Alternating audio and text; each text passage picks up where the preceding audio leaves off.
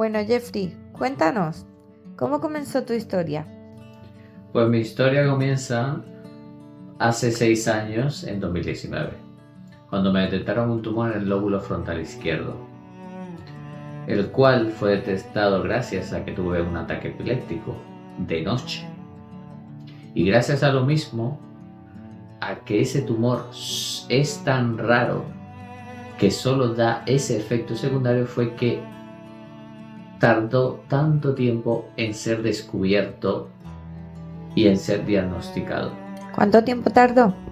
Se determinó que aproximadamente entre 10 a 11 años. ¿Y cómo fue convivir con un tumor durante tantos años? ¿Tú lo pudiste apreciar o fue después de ya conocerlo que pudiste darte cuenta de que habían síntomas que se dieron por normales y resultaron no serlo? Pues la verdad, no te lo sabría decir, porque a mí me decían, te duele la cabeza, pues tómate una pastilla, tómate un paracetamol. Hay muchos niños como yo que han tenido sangrados. Una historia que me gustaría contaros es que justamente durante un examen de sexto de primaria estaba haciendo el examen y cerca de mí había una chica que era muy sensible a la sangre. De repente se voltea, me ve y yo pensé que tenía mocos, ¿no? Lo típico que tú te estás limpiando. Y claro, era sangre, la chica se desmayó. Y yo, claro, digo, porque se desmaya, me miro a mí mismo y me encuentro cubierto de sangre. Y claro, yo me sacaban de clase, más de una vez me llegó a pasar una cosa así.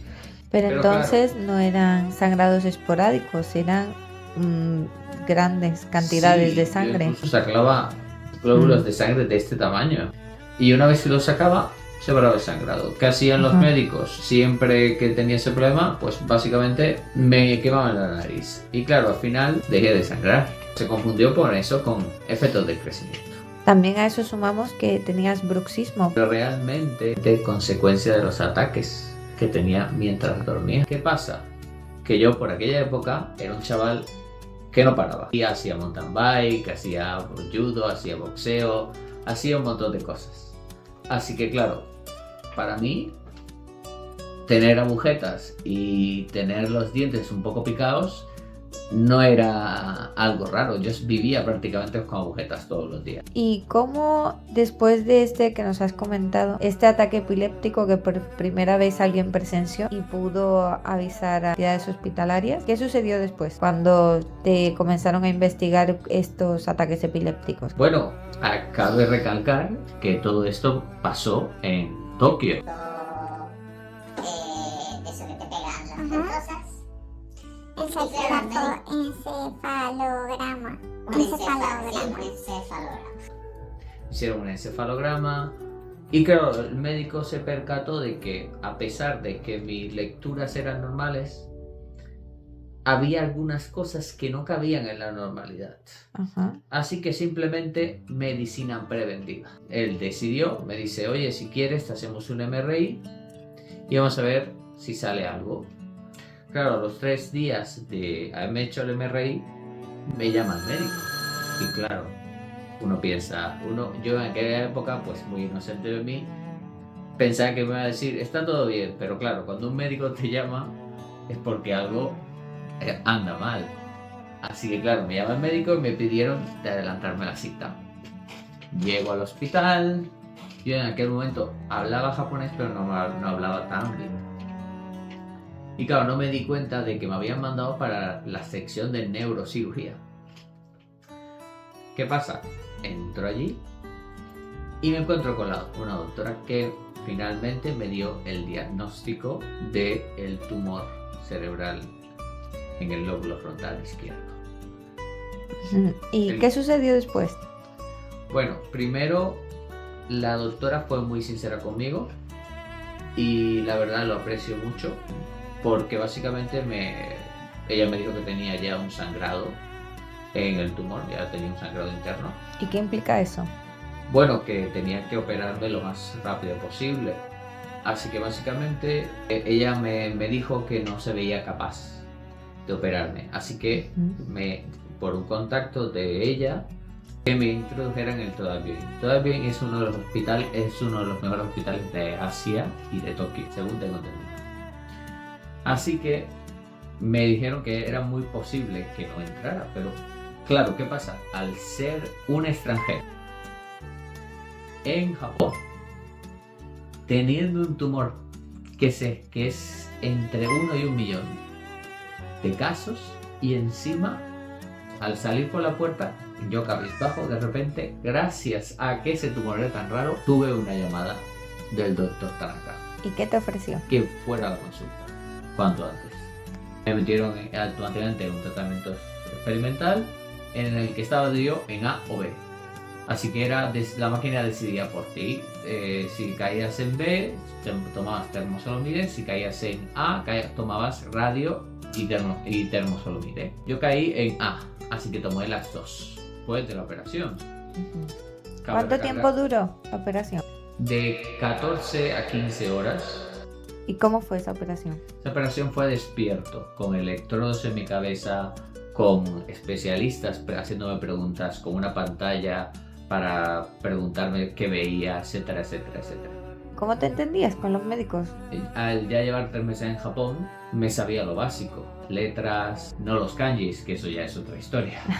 Eso ya es otra historia. Katakana, hiragana es una cosa que, al menos para mí, al tener facilidad de idiomas, lo aprendí en cosa de 1 mes o 2. En esta operación, básicamente lo que hicieron fue que primero me llevaron a un logopeda. El logopeda me hizo vídeos leyendo textos, respondiendo a preguntas, incluso me hicieron un test de IQ.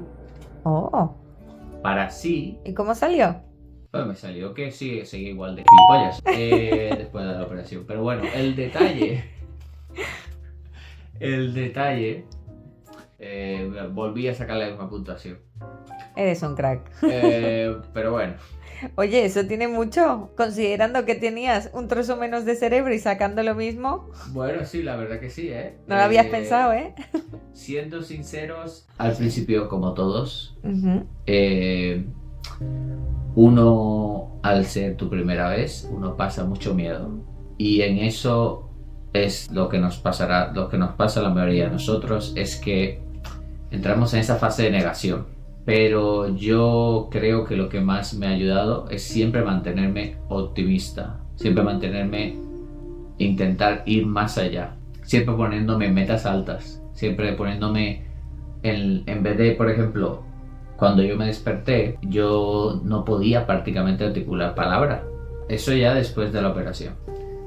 Que por cierto, la tasa de supervivencia que me dieron, 15%, quedándome con secuelas. Así que se podría decir que tuve muchísima suerte. Así es. Al principio pensamos, yo y mi familia, que no iba a poder articular palabra o que no iba a poder escribir, pero con mucho esfuerzo y mucha recuperación, aquí me veis, estoy escribiendo, escribo, hablo. ¿Pero por qué? Porque fui a recuperación. En vez de intentar escribir en español, que era mi idioma nativo, intenté a escribir las tablas de hiragana y katakana con las 2 manos, hasta que finalmente pude escribirlo con una. Que para el que no lo sepa, es el abecedario japonés. Los 2 abecedarios, que por cierto cada uno son 36 caracteres. ¿A qué afectaba en concreto tu tumor? Realmente era precisamente al habla, a la vista y a todo mi... Para el que no lo sepa, el cerebro tiene 2 hemisferios. El izquierdo se centra en el lado derecho y el derecho se centra en el lado izquierdo del cuerpo. Así que básicamente o sea que hace como un efecto espejo, ¿verdad? Exacto. Si el tumor está en el derecho, se te ve afectado el lado izquierdo. Exactamente. Y viceversa. Exacto. Perfecto. Además de la memoria a corto plazo, la visión, etcétera, etcétera. Visión etcétera, borrosa. Exactamente. De las emociones, el lugar en el que estaba tu... Eso era otro de los efectos secundarios que también sufrí más a posteriori. ¿De la operación? De la operación. Como si al despertar de la operación fuera otra persona. No sabía juntar las piezas. Pero ¿a qué te refieres con eso? ¿Es como que tu mundo emocional sufrió un cambio a más? O sea, como que antes estaba un poco bloqueado y luego sentías más. O al revés. Pero era como era una cosa de mi día a día, pues yo no sabía que eso estaba ahí. ¿Qué pasa? Que una vez uno te operas, uno ya cambia el chip. Ujú. Porque, ¿qué pasa? Eran emociones descontroladas que no sabías que estaban ahí. Al descontrol. Porque básicamente antes me hacía ser una persona. Pero al quitar eso, no tenía ningún control de mis emociones. Es como si me hubieran quitado un límite y ya no sentía esos impulsos. Pero claro, como todavía estaba aprendiendo, era como descubrir cómo eres. Y eso me llevó, la verdad, un esfuerzo. Por ejemplo, andar también tuve mis problemitas. Pero bueno, todo eso es una cosa que cada persona es distinta. Y yo creo que lo más importante es eso, siempre mantener una actitud positiva. Y eso es lo que yo me gusta decir siempre. ¿Por qué, Jeffrey, en vez de volverte a casa cuando te diagnostica este tumor cerebral con tantas secuelas, no decidiste volverte a España? Por dos razones. Fue como que dije, si me ha tocado aquí es por algo. Era el momento y el lugar adecuado. Así que dije... Ujú. Y tú tuviste como esa intuición de sí, que era sí, allí donde algo me tenía... decía, es aquí, lo voy a hacer aquí. Ujú. Y que sea lo que Dios quiera. ¿Y la segunda razón que has dicho que tenías? La segunda razón era, tenía 23 años. Cuando uno tiene 23 años, no quiere perder. Yo no quería perder al tener cáncer. Así que básicamente, volver a casa después de solo pasado 3 meses y volver sin nada y encima enfermo, pues dije, me negué a que me derrotara el cáncer. Y eso fue lo que más me mantuvo positivo, porque yo no quería perder. Así que yo básicamente convertí el cáncer en una lucha. También te voy a decir, no sabía lo que iba a pasar después. Yo, como buena testigo de toda su vida, no le gusta perder ni a las escupidas, como se dice en Cuba. Y eso yo creo que es uno de los factores que más lo ha motivado siempre a superar cada obstáculo que ha vivido en su vida. Pues sí, básicamente, siempre hay que mantenerse positivo. Y otra cosa, lo que uno siempre tiene que tener claro, siempre hay que intentar, aunque sea un mínimo, hay que hacer deporte.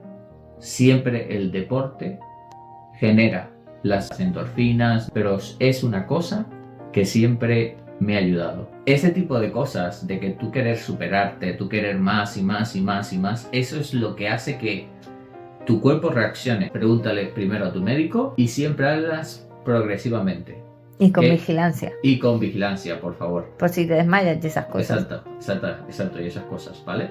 ¿Qué pasó después? ¿Cuánto se tarda en recuperarse de una operación a cráneo abierto? Bueno, como muchos hospitales del mundo, se supone que tienes que tardar aproximadamente 6 meses en que tu cráneo se suelde a un año. A mí me dejaron prácticamente todo el tratamiento de la radio, me lo dieron en el hospital. Y ya después la quimioterapia en pastillas, que es la termosolamide, me la dieron en casa. Así que sé que ha sido muy largo el vídeo, hablo con los codos, una vida entera no puede caber en un solo vídeo. Muchas gracias por vuestro apoyo, seguidnos para más contenido.